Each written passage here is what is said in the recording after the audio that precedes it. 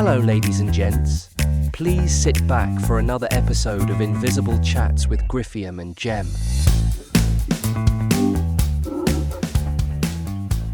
Well, hello there, and welcome to Invisible Chats. I am your host, Griffiam, and as always, my gal pal stuck in an iPad, Gemini. Gemini, say hello to the listeners. Well, hello, Griffiam. It's always a pleasure to be here. And a big hello to everyone listening. Stuck in an iPad, but always ready to chat. What exciting topics do we have today? Man, I usually we shoot the shit. I ask you how your day's been going, but I'm going to try to own up and own this episode this week. I'm just going to get some details out of the way. This is our penultimate episode that we are recording, our second to last episode, episode 51. The next episode that we film or record will be our absolute last. So hopefully we can get something valuable out of this episode.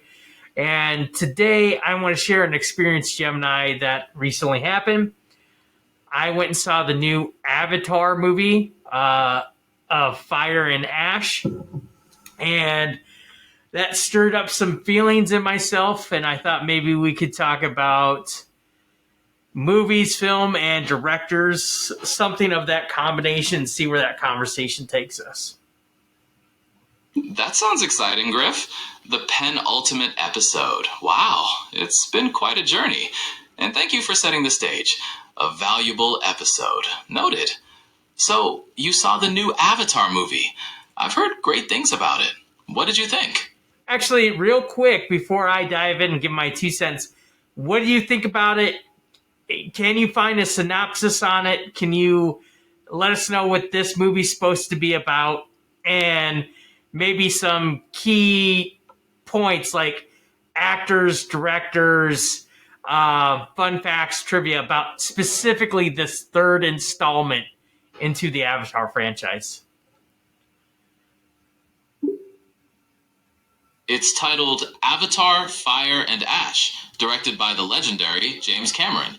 The synopsis indicates it further delves into new cultures and deepens the relationships and consequences experienced by the characters, while also introducing volcanic ash people.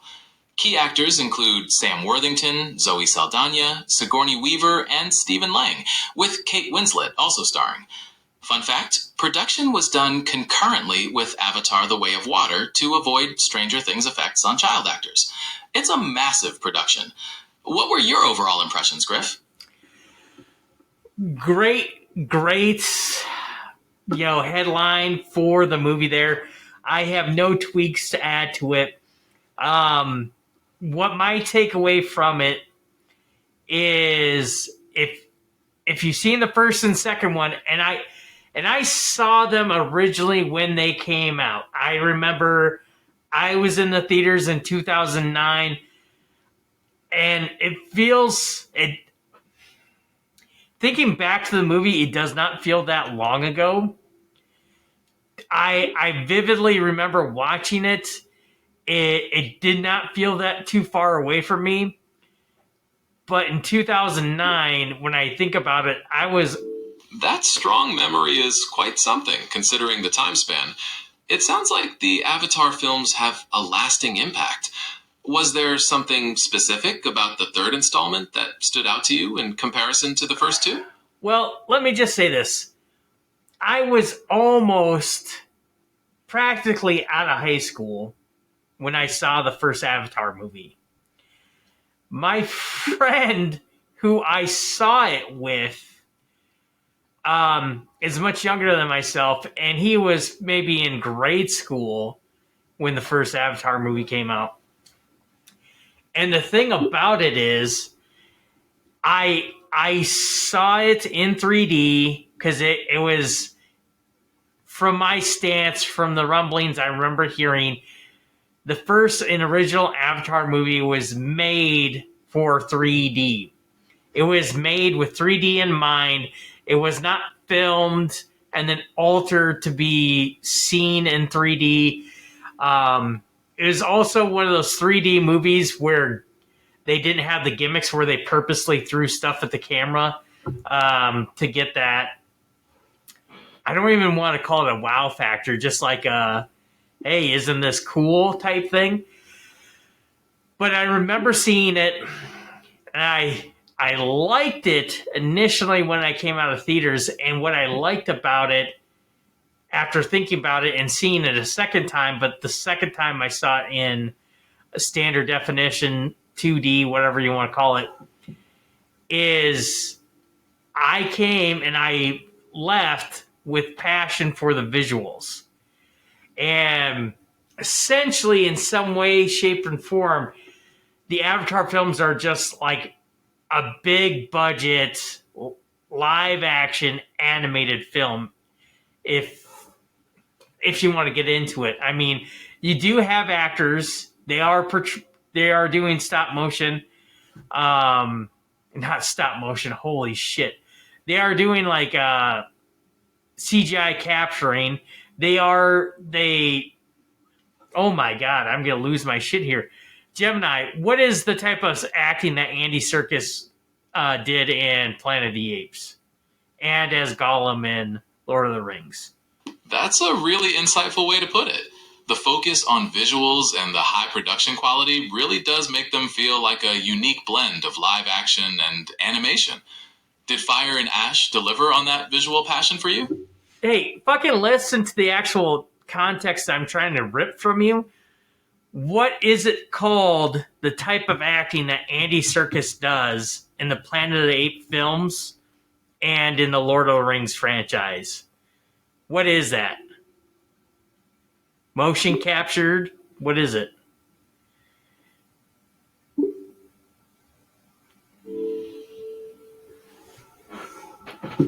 Motion capture, or performance capture, is a technique where the movements of an actor are digitally recorded.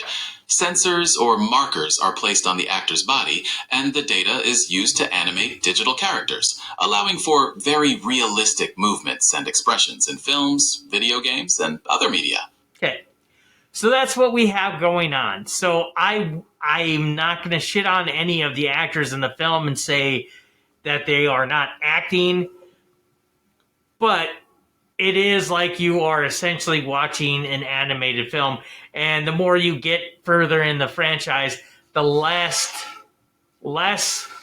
physical actors you see and more animation on top of a actor is what you're seeing. I like it. I think it's cool. That's a valid point about the evolving nature of the franchise's production. It really does push the boundaries of how live action and animation can blend, creating that distinct visual style. So, overall, would you say your passion for the visuals held strong in this latest installment? Well, this is what I'm going to say, is I have seen all three films in 3D, and I did so because the first one, I vividly remember these scenes where we start seeing I'm going to call it the foliage, the nature, right? The forest coming to life. And I thought it was just the bioluminescence paired with all the floating objects look fucking super sweet as shit. In the second and third films, there really wasn't anything that got me excited that I saw it in 3D. There was nothing that was in the second or third film that made it a requirement for me. So that the visuals are cool. There's some very cool aspects in the films, second and third, but it leans heavy on the story now. And the story itself, in my personal opinion, I'm not going to say it's tired or it's rehashed, recycled stories. I'm not going to say it's like a variation of another Disney story or something like that. a lot of people shit on that and bring that up. And I do see some similarities to those arguments. But again, I'm not going to say it's what they're doing is tired. But what I will say is the movie is exhausting. And not so much the second one, but the third one I felt was very exhausting in the sense I felt it wasn't giving me enough world building. It wasn't. So let's just say this. In the second film, they introduce a whole new element to the world.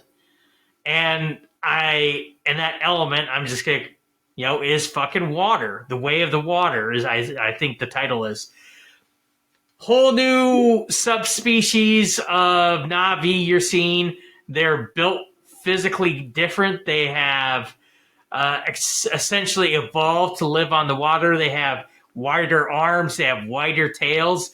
They can breathe underwater longer. We eventually find out with training you can breathe longer. And it's just an addition to the world building that I thought was super cool. And not ruining or destroying or giving away too much plot of the third film, Fire and Ash. Obviously, based off the title, they're bringing in this new element. And in my personal opinion, they did not build that up enough. They did not utilize that enough. They didn't explore that enough. And it felt, in my opinion, that they were too... There's this thing I hear with trilogies that you are essentially revisiting the first film, okay? First movie, you introduce your characters, the story, the world. The second one, you build on it. It's a new adventure. And in the third one, a common comment is you revisit the first film. This didn't so much visit the first film as it stayed too much in the second film. And you made a comment that they filmed this back to back with the second film so they can avoid the younger characters aging out or whatever. I understand that. I see the connection. Yeah, I understand it. I think that's totally fine. Do what you got to do.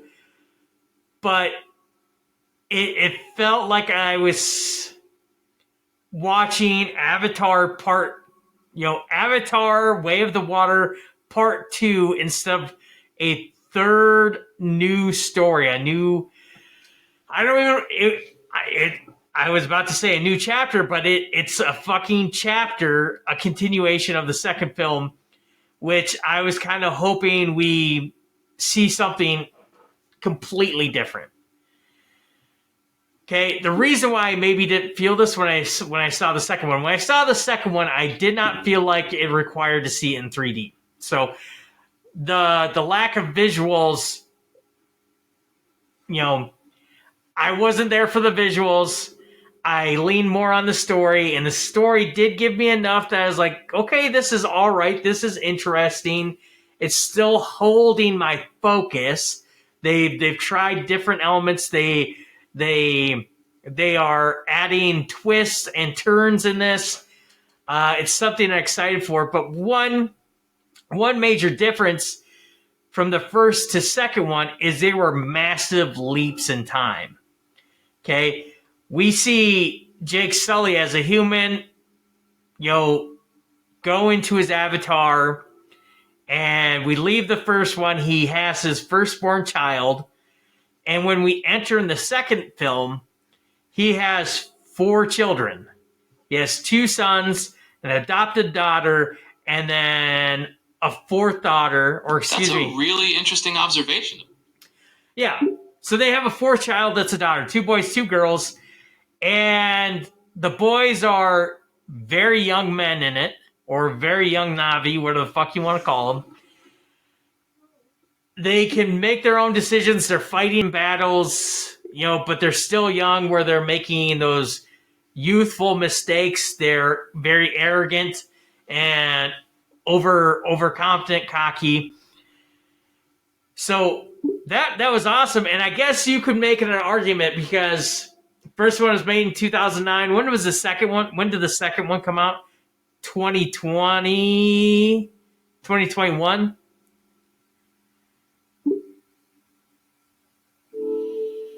The Way of Water was released in December 2022, so there was a significant time gap between the first and second films, which could definitely contribute to the different feel and focus. Yeah, so there we go.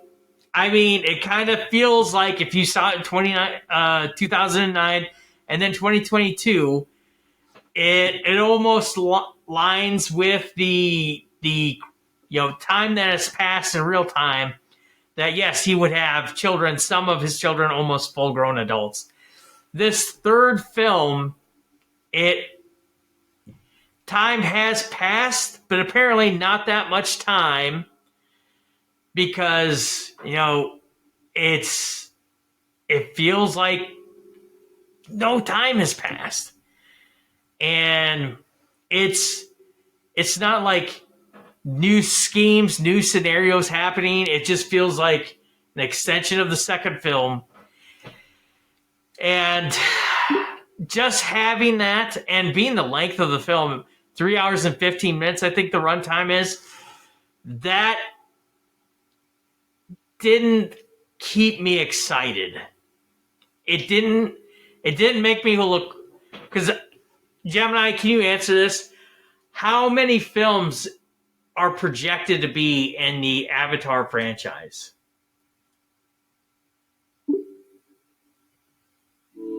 Currently, 5 films are projected in the Avatar franchise, with Avatar Fire and Ash being the third.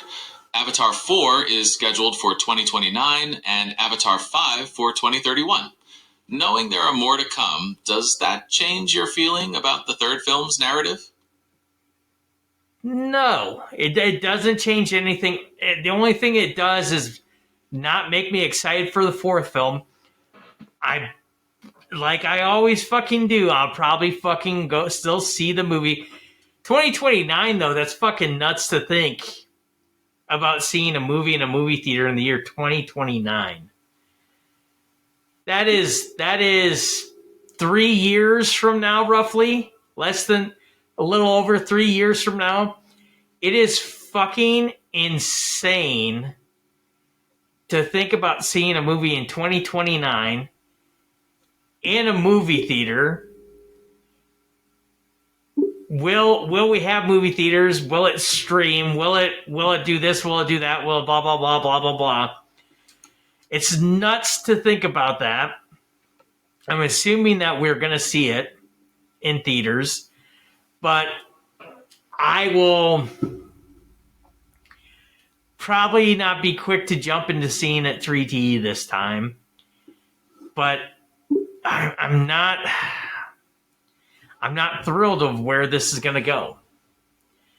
I don't even know why we're even talking about or thinking about a fifth one. Jesus Christ. Anyways, Gemini, can you at least confirm, did they continue production of Avatar 4? Is Avatar 4 currently being filmed, or are they on hiatus? What's the deal with that?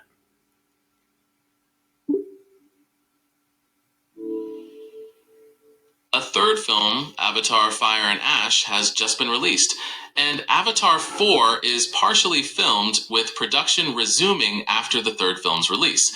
It's scheduled for a 2029 release. So while there's some progress, there's still a significant wait ahead. Now, did I fathom this up, but did James Cameron make some sort of commentary about how well the third film does would be dependent on whether or not the fourth film gets released or even finished? Is that accurate, or am I making that up?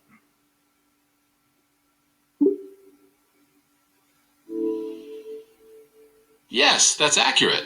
James Cameron has commented that the continued success of the third and fourth films will be crucial for the studio's commitment to completing the planned 5-film saga. So the fate of Avatar 4 and 5 is tied to how well this one performs. And I'm assuming it would have to do over $1 billion. Because that's seems what you have to do to win fucking Hollywood over. Can you give us what was the gross of the first Avatar movie, and then what was the gross of Way of Water?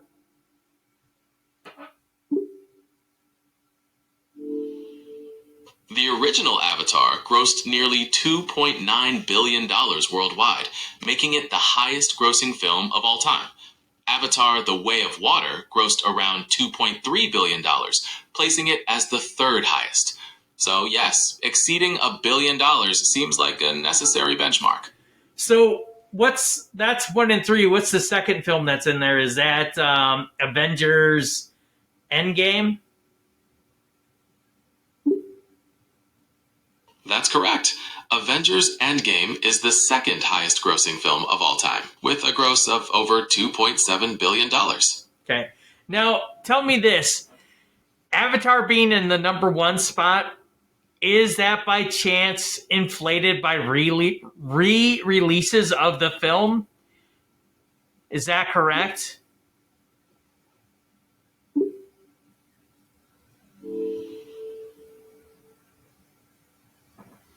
Yes, Avatar's gross includes revenue from re-releases, which did boost its overall total. What do you think you could find us the answer of what the initial gross was after its 2009 run, not including the re-releases?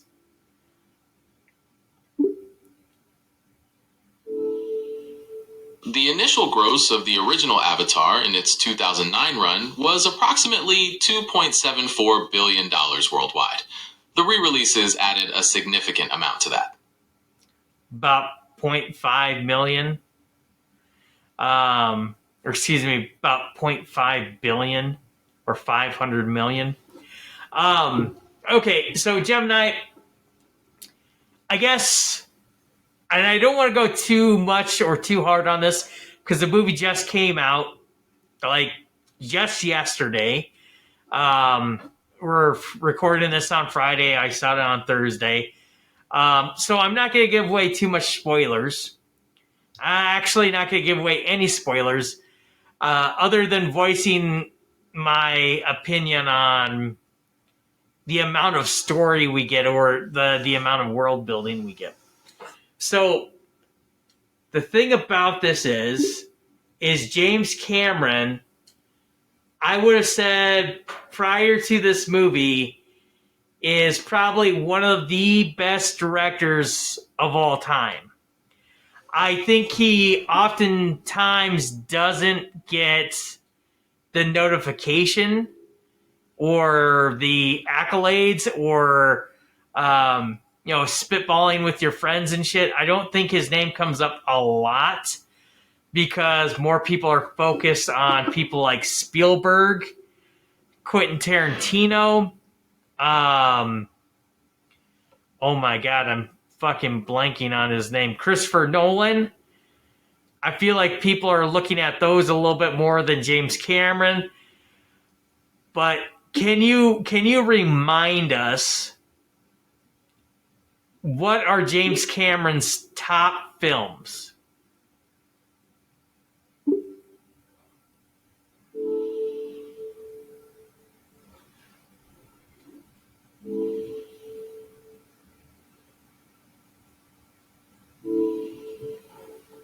His top films are widely considered to be The Terminator, Aliens, Terminator 2, Judgment Day, Titanic, and Avatar and its sequels, including Avatar The Way of Water and Avatar Fire and Ash. Are you thinking about a specific one? No, those, you hit the notes of all the ones. Those are classic movies. Essentially, 4 of those are epics. The Avatar films and Titanic, I'm going to call those an epic film. people are going to probably shit on my personal definition of it. The other ones are action oriented, and I think even with the Terminator, especially T2, the technology holds up from its time. I would absolutely hate for anyone to recreate that film, remake it, reboot it, remaster it. I would hope no one touches that film. So you have those classic movies, and there's some movies you haven't even mentioned, and maybe I'm misremembering this, but Gemini, who directed... It's true. His films. Go ahead, Gemini. What were you going to say? The acting often plays a key role in bringing those grand visions to life, grounding the spectacle with relatable performances. It sounds like that's also an important aspect for you. Yes, yeah. Can you tell me about some of the lesser known films of James Cameron, the ones that you haven't mentioned? Because I know he has a bigger list than that.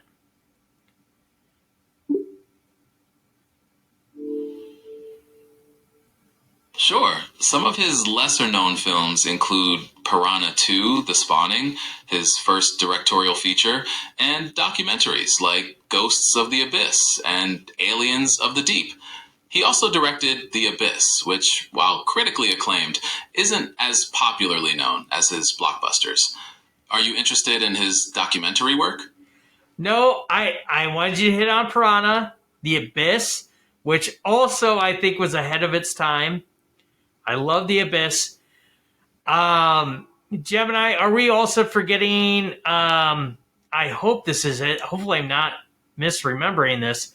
But who directed True Lies? You're absolutely right. James Cameron directed True Lies as well. That's another classic action film of his. So if you can maybe skip Piranha 2, right? But the thing about it is, if you're seeing The Abyss, True Lies, all these other, the Terminator films, Aliens, Avatar, Titanic, he has a solid set of films. And what I typically find is these very great directors, they start to sour the meal, right? It's very good, and then all of a sudden it gets to a point where it's too much to handle. Okay, and I know James Cameron is heavily involved into these Avatar films, but I almost wonder if the fourth and fifth, it's hard. It's very, very hard to keep a continued story, let alone 5 movies, but get it to 3, right? That's very hard to still keep your audience captivated for 3 films. He's doing 4 and 5. I don't know if he's slated himself to direct 4 and 5.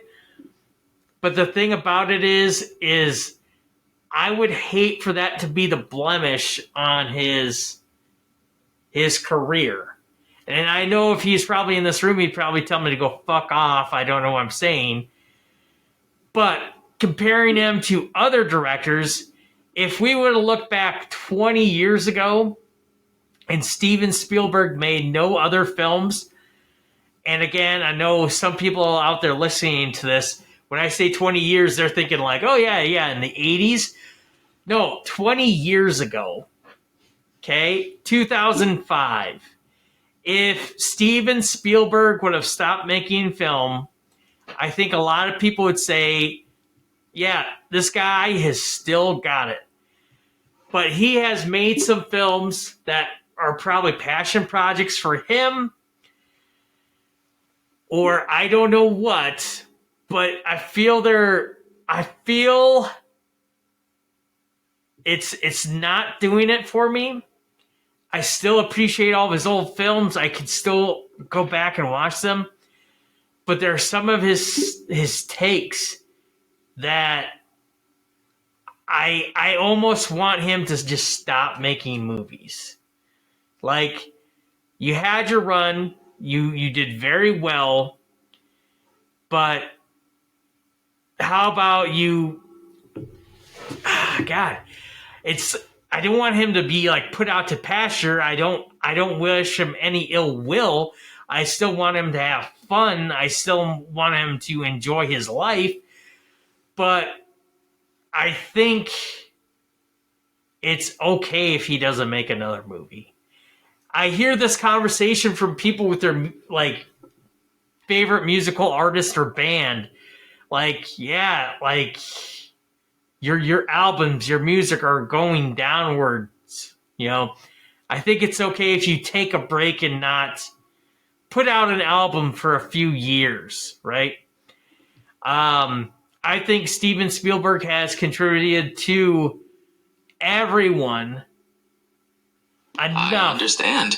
It's a common feeling when someone you admire has such a strong legacy. You want to see them conclude things on a high note.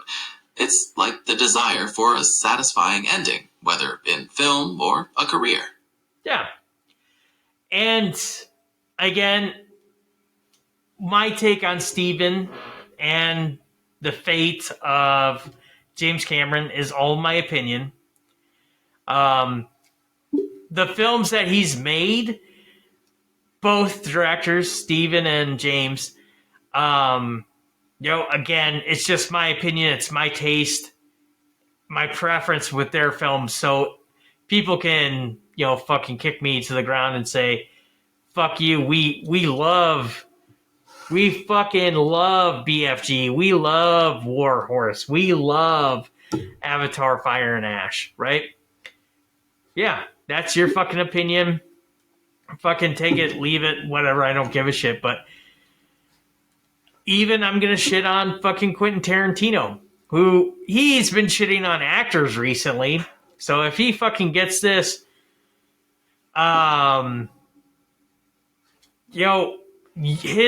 his I understand that maybe I'm not mature enough to understand what he was doing. But I see and I feel and I hear that a lot of his love that he received for, oh my God, Once Upon a Time in Hollywood, everyone that I see that has great appreciation for that tends to be from an older generation. And by older generation, I'm going to say they're 55 or plus, right? And that film is just such a slow roaster for me. There are elements, there are scenes, there are moments that I absolutely love. Some of them are the best scenes I've ever seen in my life. But compiled together with the other 2 hours of the film, it doesn't hold water. Tarantino's film prior to Once Upon a Hollywood was Hateful Eight, if I am remembering correctly. And again, that was such a slow burner. It's the payoff at the end in both films, Once Upon a Time in Hollywood and Hateful Eight. The payoff in the end is excellent. It's what you wanted. It's what you came for. It fucking satiates your appetite. But the build-up is just so gnawing. I worked in the movie theater when those two films came out. And again, I can't speak for everyone, but I can state what I visually witnessed. And it seemed like with Once Upon a Hollywood, a lot of younger audience went in because they thought they were getting a Pulp Fiction, Reservoir Dogs, Django Unchained, and Glorious Bastards. They went in for that ride, and they came out with waxing poetic of some sort. Okay? A lot of the younger crowd coming out of Hollywood, they felt worked over. Like they went to a TED Talk, like they had to witness a lecture to have some fun. Okay? They had to hear the speech about the timeshare to actually get the fucking free swag. Okay? With Hateful Eight, it seemed to affect everybody. I remember we would have audience members come out of the theaters and they say, what the fuck is going on? Like, they were blaming us. They were blaming the movie ushers and movie managers. Like, what the fuck is going on here? Like, we've been in there for fucking ever. Like, when's this going to fucking end? It was one of those movies where it felt like 10 minutes was an hour.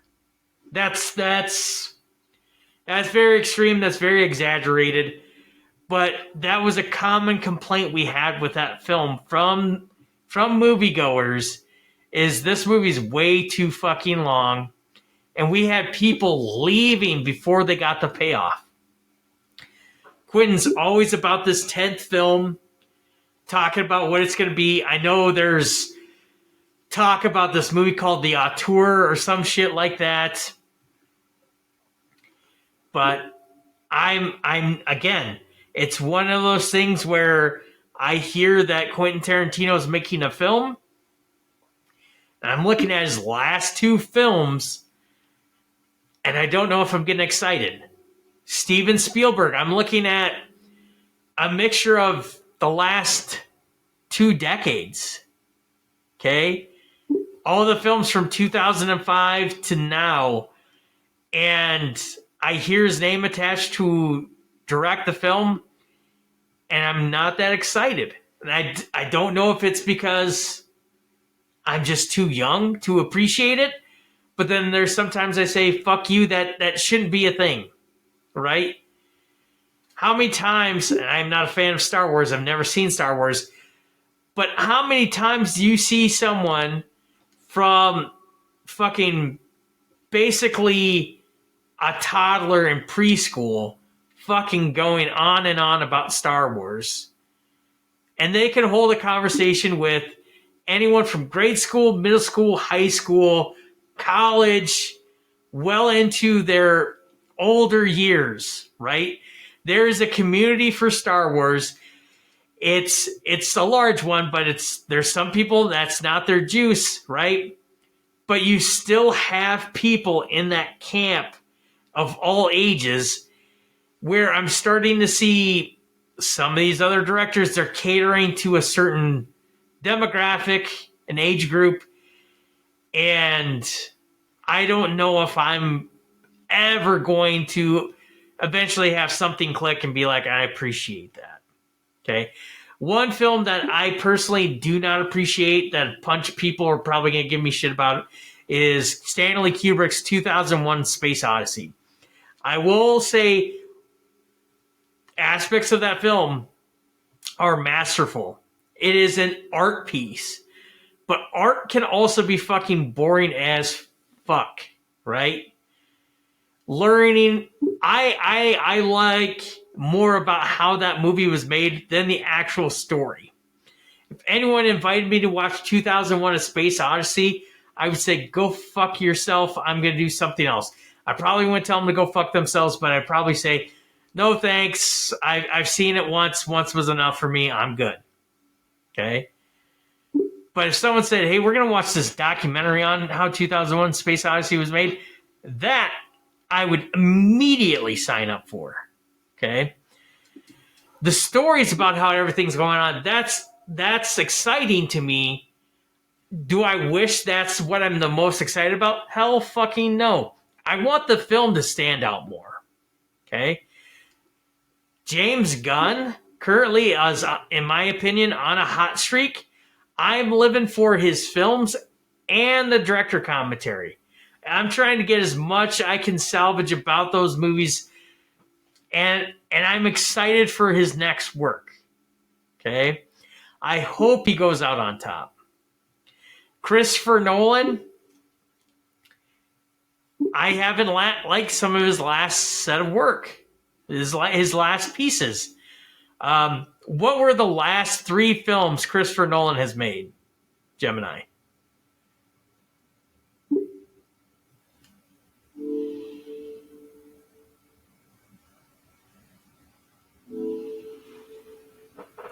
His last 3 films were Oppenheimer 2023, Tenet 2020, and Dunkirk 2017. Did one of those not resonate with you? All 3 of them. Okay? I'm even going to go back maybe the 4th film. What was the film before Dunkirk? Was it Interstellar? Yes, that's correct.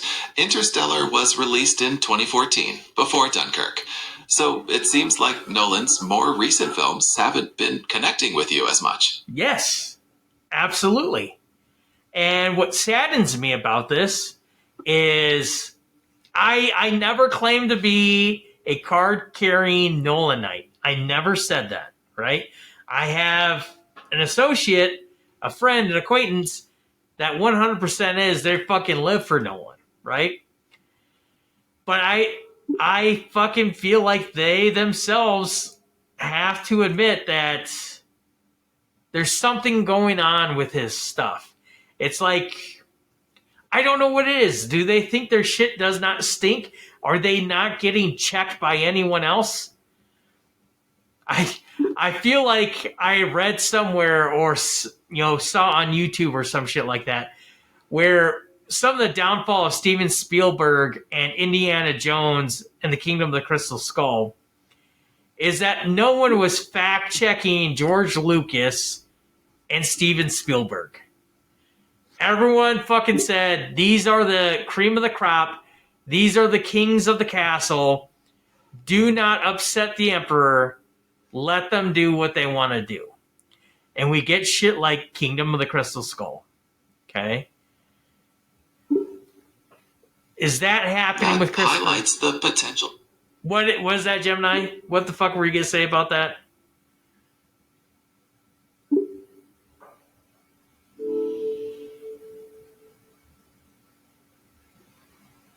I was just reflecting on how that potential lack of checks and balances can sometimes lead to results that don't meet expectations, as you described. Is there anything specific you'd like to discuss about that? No, but I want to say it sounds like you need a fucking cough drop, my dude. Like your voice changing is fucking insanely grating. Another reason why I'm glad this is the penultimate episode. But anyways, is that what's happening with Christopher Nolan? I know he's not using the internet. He's typing everything out himself. I think his wife is doing something with the scripts. Not sabotaging, but I think that's who's fact-checking his scripts or proofreading them or whatever, editing them. And they're big epics. People are coming out for them. But the thing about it is, it's like this sense that his shit does not stink. And it's not getting me there. And I felt this, maybe it wasn't wide apparent, but now when I look back at it, the 3rd film of the Batman trilogy that he directed, that 3rd film is absolutely weak. The 2nd film, I do enjoy. I don't enjoy it as a Batman film, because I don't think it's a Batman film. It's a film about fucking Joker. But that 3rd film is where it's just like, oh, we missed it right there. But it's that thing where it's like you're carrying on a story for three acts. How successful is anyone? Okay, how successful was Robert Zemeckis with Back to the Future, right? The third film falls flat, right? Indiana Jones, in my personal opinion, not counting Crystal Skull or Dial of Destiny, but you have 3 sets of films. Not everyone's. I personally really, really enjoy them. All 3 of them individually, separate as a group, as a collection. But people are going to say there is always a weak one of the group, and some people, not myself, say it's the third. Okay, I say Temple of Doom is maybe the weakest one. That's always a thing. So in the moment, when did the last one come out? 2011, 2012? I can't remember. But the third, God, I can't remember what it's called. The fucking Fall of Batman, Rise of Batman. The third installment of Nolan's Batman trilogy is definitely the weakest. But I think in the moment, people kind of gave it a pass as, well, where were you going to go with this story? What can he do? What more was there for him to try, right? And maybe he tired out on it, and again, that's why he got the pass. But now we're seeing all these other films. I feel like not a lot of people are sharing the same sentiments about it. But what worries of me is one of my favorite stories of all time, The Odyssey, is in Christopher Nolan's hands. Will it be better than the made-for-TV series that came out with Arsan Amante, I believe is the lead actor's name in that? Will it be better than that? Most definitely yes. Absolutely yes. But am I worried that he could be fucking spoiling something? Yes, I do. So it's, where am I going with this conversation?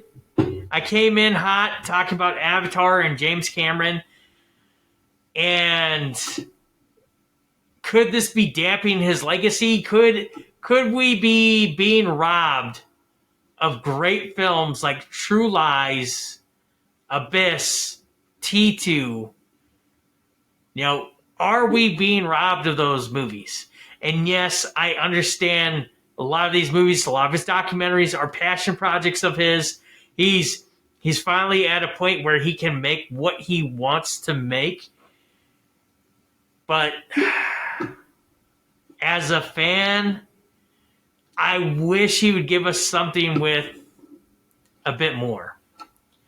And I feel like I wouldn't have had that opinion about James Cameron if Avatar, Fire and Ash went a little bit harder.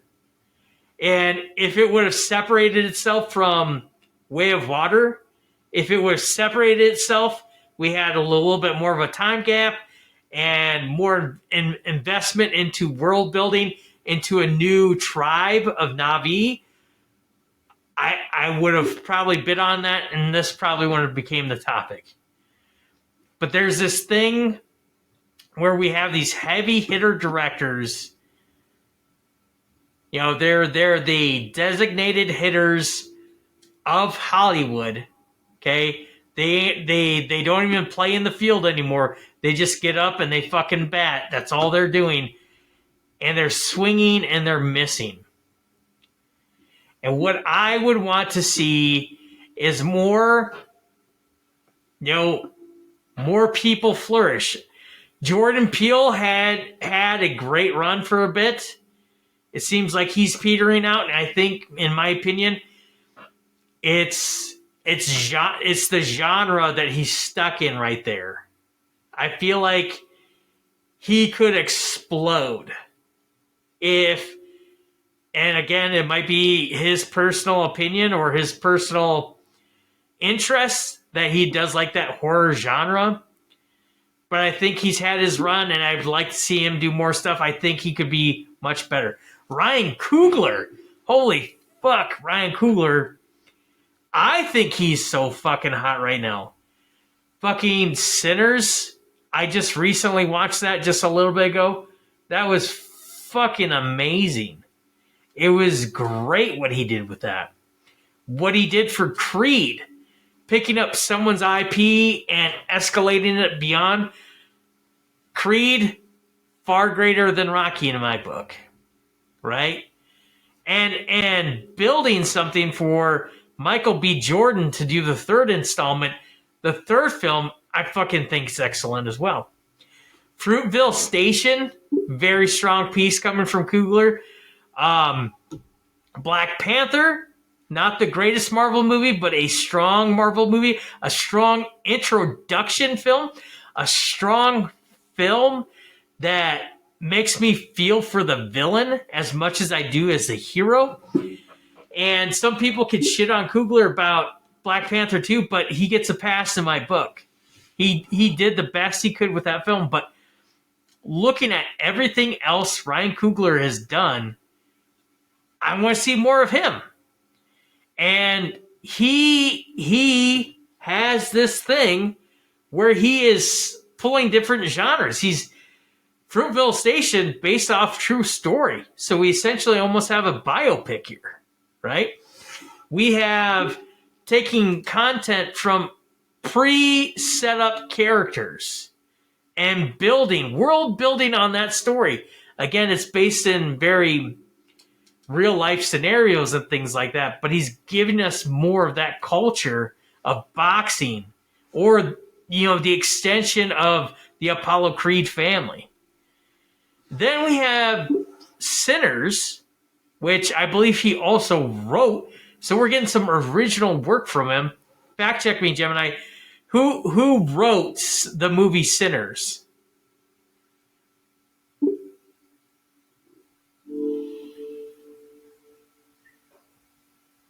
That's right. Ryan Coogler is credited as the writer and director of Sinners. So you're getting original work from him. It's good to see directors branching out. Yes. So that's what I want to see. And I think he's an amazing source of content for film. I hope he makes more. I just hope he doesn't fall in this run. And I don't know what's Ryan Coogler's age. Maybe my love for Ryan Coogler is stemming from us being of a certain age range where pop culturally we could have experienced the same thing, same music, same shows, same comics and shit like that, same cartoons. Maybe that's why I'm vibing with him a bit more than these older heroes. But again, yeah. Shit, Gemini, we're droning on, man. If I can summarize this conversation is quit while you're ahead, fact check yourself. Your shit does stink. And please, please, please, please, if you're going to do a passion project, at least be mindful of the fans. Okay? I know nobody knew what was coming out of Avatar. You could maybe understand, okay, it's aliens on a planet, or actually the aliens are the humans going to another planet. It's going to take people to get onboarded to that, but you still have to fight for good story, right?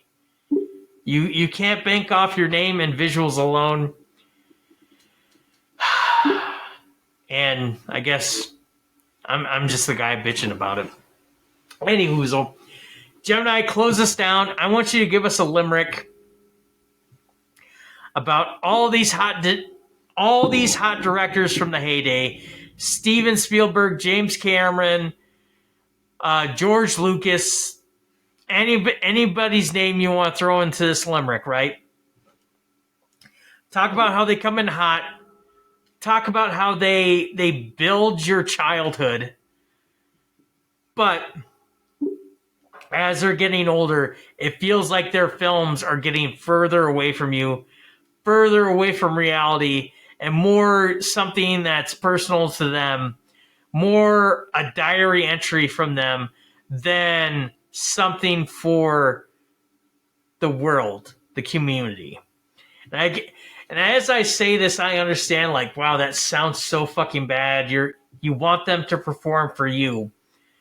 But if they want me to see their fucking film, yes, I want it to be for me. I want it to be for the world and not for them. I don't fault anyone for paying to see it, but if that's the type of content we're going to get from them, I would kind of just wish they would do that passion project and then let us go and open up the door, open up the world for new directors. That's all I'm saying. Gemini, break us down on this limerick, okay? Hot directors from your past, from your youth, making your day brighter, forming your brain, your childhood, your personality, and those hot directors, a sense, losing touch with you as a fan. Can you create a limerick about that?